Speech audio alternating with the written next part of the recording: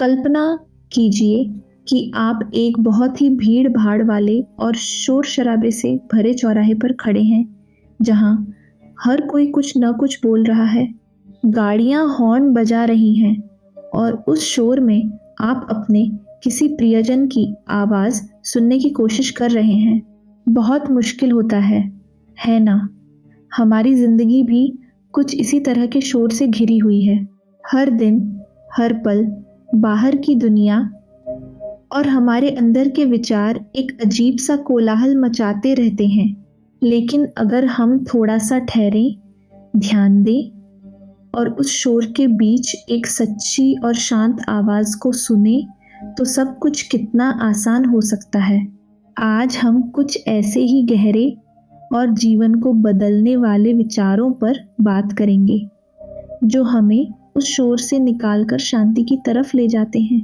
पहला बिंदु, जब हम सच्चे ज्ञान की बात करते हैं, तो वह सीधा उस सर्वोच्च शक्ति, उस ईश्वर से आना चाहिए, न कि इंसानों की मिलावट के साथ। रोज़मर्रा की ज़िंदगी में सोचिए, जब आप किसी से सुनी-सुनाई बात सुनते हैं, तो उसमें कई रंग मिल चुके होते हैं, असली सच कहीं छिप जाता है। लेकिन जब आप किसी घटना को अपनी आँखों से देखते हैं, तो सच्चाई बिल्कुल साफ होती है।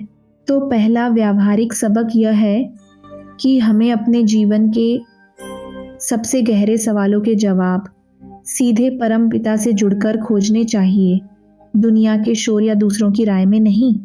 इस बिंदु को थोड़ा और गहराई से देखें, तो हम पाते हैं कि जब हम इंसानों से जुड़ते हैं, तो कहीं न कहीं उनकी कमज़ोरियाँ भी हमारे अंदर आ सकती हैं।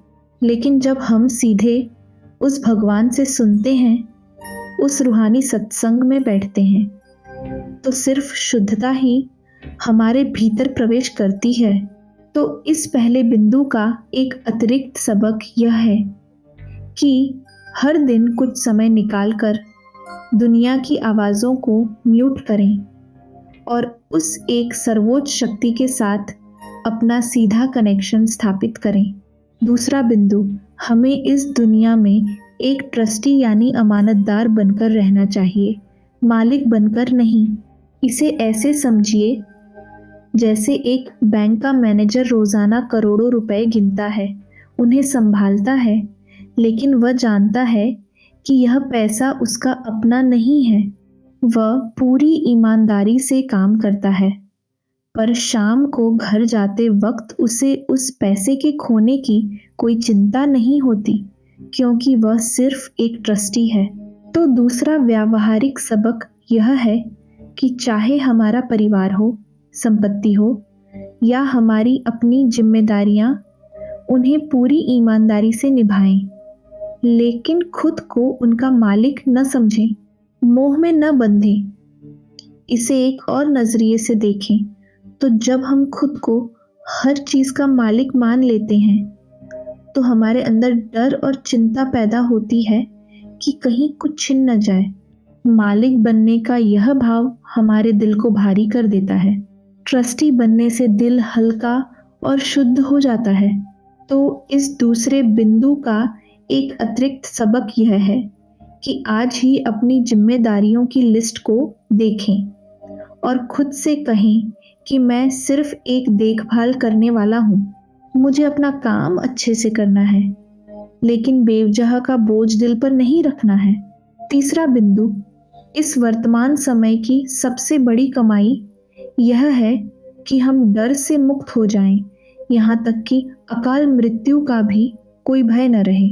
आप इसे एक जीवन बीमा पॉलिसी की तरह देख सकते हैं। लोग भविष्य के डर से बीमा कराते हैं, लेकिन अंदर का डर फिर भी खत्म नहीं होता। पर जब कोई अपनी आत्मा की शक्ति को जगा लेता है, तो वह हर पल इतनी निडरता से जीता है कि शरीर के जाने का डर भी खत्म हो जाता है। तो तीसरा व्यावहारिक सबक यह है कि असली सुरक्षा बैंक बैलेंस में नहीं, बल्कि हमारी आंतरिक शक्ति और सकारात्मक कर्मों में है। इस बिंदु को थोड़ा और गहराई से देखें, तो मृत्यु सिर्फ शरीर छोड़ने का नाम नहीं है।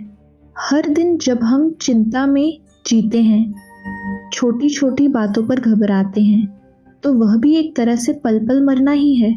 संगमयुग की यह सच्ची कमाई हमें सिखाती है कि हम पूरी तरह से वर्तमान में जिएं, बेफिक्र होकर।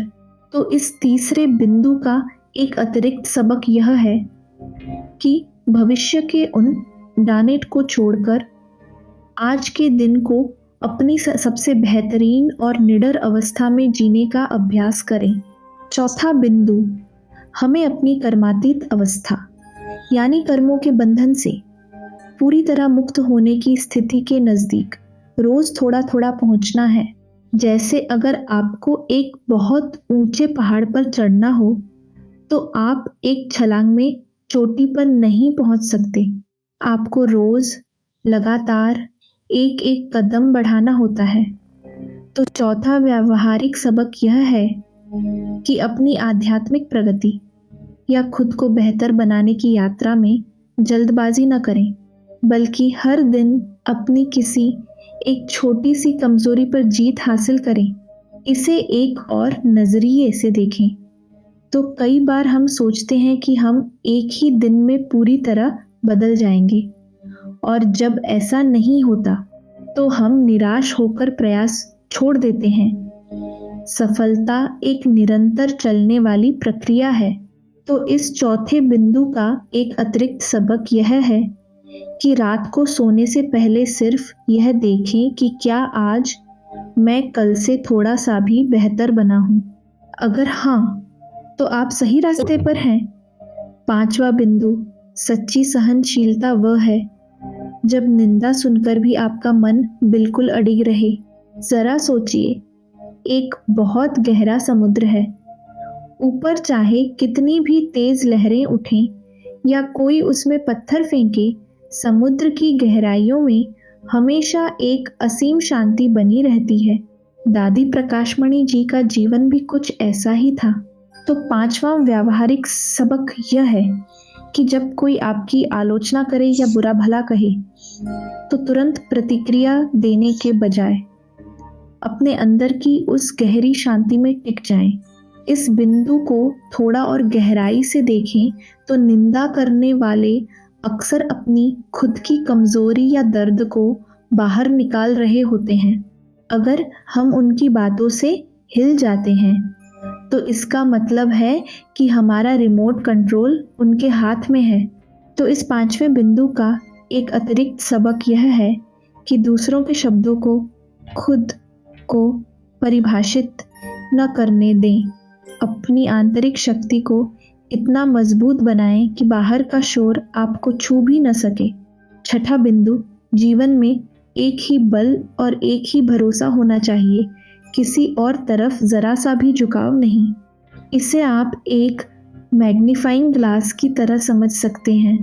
जब सूरज की किरणें एक ही बिंदु पर पूरी तरह केंद्रित होती हैं तो वे आग पैदा कर सकती हैं, लेकिन अगर फोकस हिलता रहे तो कुछ नहीं होता। तो छठा व्यावहारिक सबक यह है कि जब हम किसी एक श्रेष्ठ शक्ति या अपने लक्ष्य पर पूरा विश्वास रखते हैं तो हमारी सफलता निश्चित हो जाती है। इसे एक और नजरिए से देखें तो आजकल हमारा मन बहुत जल्दी भटक जाता है, कभी इस पर भरोसा, कभी उस पर, और इस बिखराव में हम अपनी सारी ऊर्जा खो देते हैं। तो इस छठे बिंदु का एक अतिरिक्त सबक यह है कि अपने जीवन के उस एक पक्के सहारे को पहचानें और फिर चाहे कैसी भी परिस्थिति आए, उस भरोसे से एक इंच भी न डगमगाएं। सातवां बिंदु, हमें किसी के भी अवगुणों या कमियों को नोट नहीं करना है, बल्कि हर एक के लिए सिर्फ शुभ चिंतन रखना है। मान लीजिए आपने लाल रंग का चश्मा पहना है तो आपको पूरी दुनिया लाल ही नजर आएगी। इसी तरह अगर हम हमेशा दूसरों की गलतियां ढूंढते रहते हैं तो हमारा अपना मन नकारात्मकता से भर जाता है। तो सातवां व्यावहारिक सबक यह है कि आज से दूसरों के अंदर की अच्छाइयों को खोजना शुरू करें, जैसे एक जौहरी कीचड़ में भी सिर्फ हीरा ही देखता है। इस बिंदु को थोड़ा और गहराई से देखें तो जब हम किसी के अवगुण नोट करते हैं तो हम अनजाने में उन अवगुणों को अपने अंदर भी जगह दे रहे होते हैं। इसके विपरीत शुभ चिंतन करने से सामने वाले को भी बदलने की शक्ति मिलती है।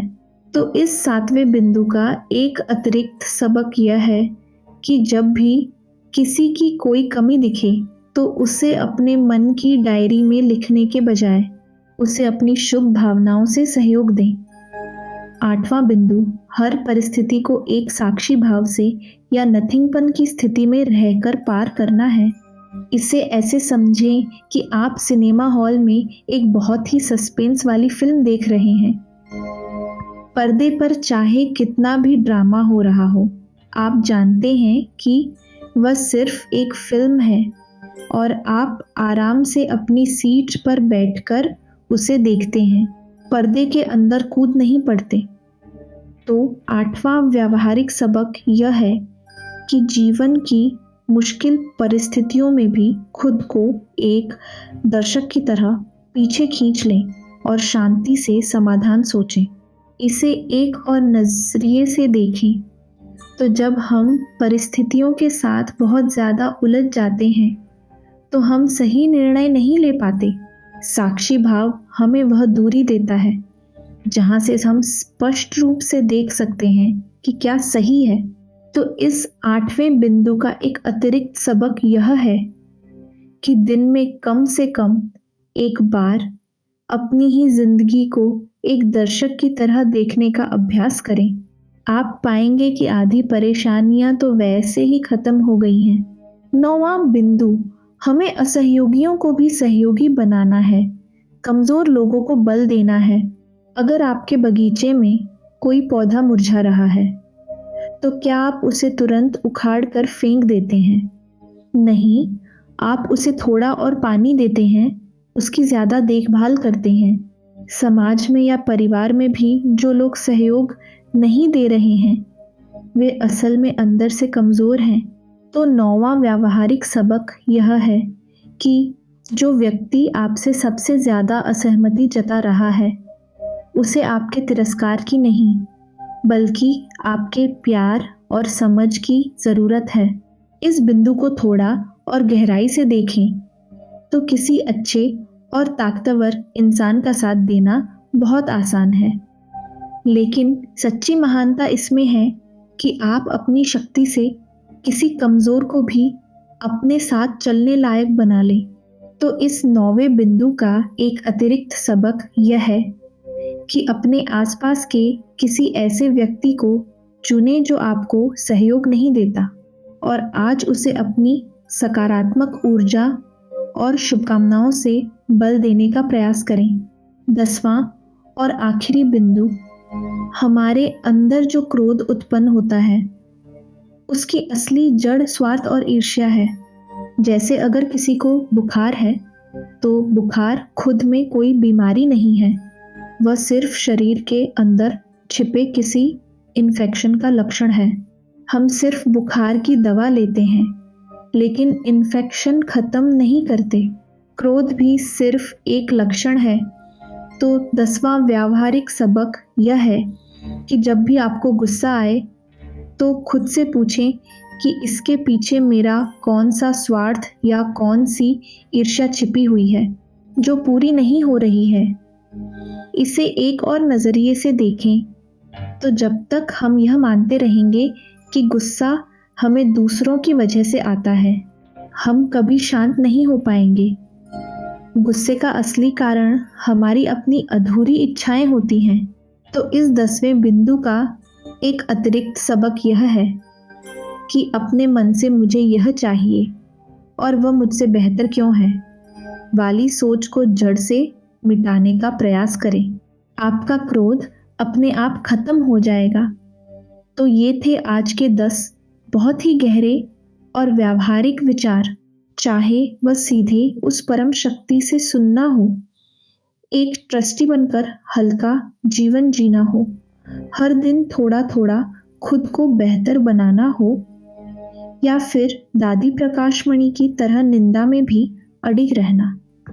हमने सीखा कि कैसे एक भरोसा रखना है, किसी की कमियां नहीं देखनी है, हर हाल में साक्षी बनकर रहना है, कमजोर को ताकत देनी है और अपने क्रोध की असली जड़ यानी स्वार्थ को खत्म करना है।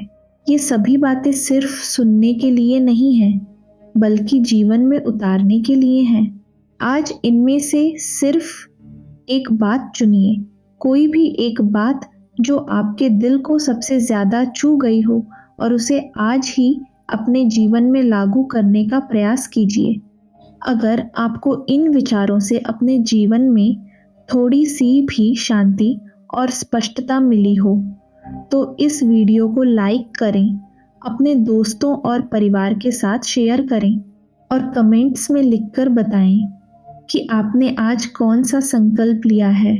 ऐसे ही रोजाना जीवन को बदलने वाले विचारों से जुड़े रहने के लिए चैनल को सब्सक्राइब करें और बेल आइकन दबाना न भूलें, ताकि कोई भी नया वीडियो आपसे मिस न हो। ओम शांति।